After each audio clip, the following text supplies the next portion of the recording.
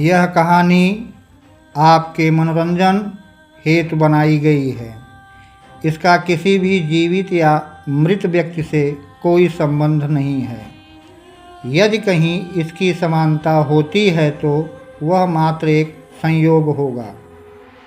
और आपसे अनुरोध है कि कहानी को पूरा देखें व सुनें और अपनी राय हम तक जरूर पहुंचाएं। इंस्पेक्टर विश्वास आर्यन को समझाते हुए कहते हैं कि अभी हम पूरी कोशिश करेंगे कि तुम्हें सारे पैसे मिल जाएं, लेकिन अभी कुछ कहा नहीं जा सकता। उसके लिए मुझे कुछ सबूतों और सही जानकारी की आवश्यकता है, जिसके लिए मैं कुछ अलग से करने की कोशिश करता हूँ। तुम घबराओ मत और अपने घर जाओ। कल वापस आके हमसे मिलना। काफ़ी देर तक इंस्पेक्टर विश्वास आर्यन को समझाते रहे, लेकिन आर्यन बिल्कुल टूट चुका था। उसे घर जाने या कुछ भी करने की इच्छा नहीं हो रही थी। किसी तरह इंस्पेक्टर विश्वास ने उसे हिम्मत दिया और कहा कि कहीं भी बाहर जाओ तो अपनी निगाहों को ध्यान देकर उसकी रूप रंग को तुम जानते हो, इसलिए देखते रहना और जैसे ही कोई सूचना मिले फिर मुझे बताना। किसी तरह से आर्यन बुझे हुए मन से अपने घर पर लौट कर आता है और उसका मन अशांत है, जिसके कारण वह काफ़ी देर तक सोचता रहता है और सोचते सोचते वह कब सो जाता है उसे पता ही नहीं चलता। वह कहीं भी कुछ भी करने से पहले आर्यन यह ज़रूर सोचता था कि क्या किया जाए, लेकिन अब वह पूरी तरह से क्षुब्ध था, जिसके कारण वह सो जाता है और फिर सुबह वह उठकर इंस्पेक्टर विश्वास से मिलने के लिए उसके दफ्तर में आके बैठता है। कुछ ही देर बाद इंस्पेक्टर विश्वास अपने पुलिस की गाड़ी से उतरते हैं और आर्यन को देखकर मुस्कुरा कर बोले, आओ आर्यन आओ, माया की कुछ पुराने फाइलों की मैं तुम्हें तफ्तीश कराता हूँ। और आर्यन को लेकर एक कमरे में जाते हैं और माया की कुछ पुराने फाइलों को दिखाते हुए कहते हैं कि आर्यन, इनके कई नाम हैं, माया, सिमरन, चांदनी।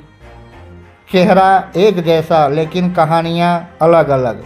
इनका मास्टरमाइंड बहुत ही शातिर और चालाक है, जिसके लिए कई लोगों की इसमें ज़रूरत होती है और सब मिलकर एक साथ कार्य करते हैं और अंजाम तक पहुंचाते हैं। अब इन लोगों को पकड़ना मेरे लिए बहुत ज़रूरी हो गया है, क्योंकि मेरे ऊपर से भी प्रेशर पड़ रहा है और मैंने क्राइम पेट्रोल को भी इसकी सूचना दे दी है और साइबर सेल को भी काम पे लगा दिया है। आर्यन अपने अंदर के दर्द से जूझते हुए कहता है कि मैंने उस पर इतना भरोसा किया था सर। मैंने उसकी आंखों में कभी झूठ नहीं देखा, लेकिन उसने मुझे पूरी तरह बर्बाद कर दिया। मैंने कभी नहीं सोचा था कि मेरे साथ ऐसा विश्वासघात होगा और वह भी एक लड़की करेगी, वह भी मेरे करीब आकर मुझसे प्रेम का नाटक करके। ऐसी कोई लड़की कर सकती है, इसका मुझे तनिक भी अंदेशा न था। आप देख व सुन रहे हैं सत्य संवाद। इंस्पेक्टर विश्वास आर्यन की बातों पर हंसते हुए कहते हैं कि आँखों में वो सबसे बड़ा सच दिखाती है जो आपको देखना होता है, लेकिन हम अक्सर वही देखते हैं जो हम देखना चाहते हैं। उधर साइबर सेल को सूचना देने के बाद इंस्पेक्टर विश्वास को वहां से फ़ोन आया। सूचना मिली कि साहब, हम आपके फ़ोन का वो आखिरी माया का कॉल डिटेल निकालने को ट्रैक करने की कोशिश कर रहे हैं और उन्हें एक नया पैटर्न मिला है। इंस्पेक्टर विश्वास आर्यन से कहते हैं कि हमें लगता है कि एक सुराग मिला है। यह लोग एक खास पैटर्न में शिकार करते हैं आर्यन, और अगला शिकार कोई बड़ा शहर और कोई आदमी हो सकता है। वह आर्यन को एक प्लान बताते हुए कहते हैं कि हमें उसे रंगे हाथों पकड़ना होगा। आर्यन वापस अपने फ्लैट पर रात को लौटता है और खुद को अपराधी महसूस करता है।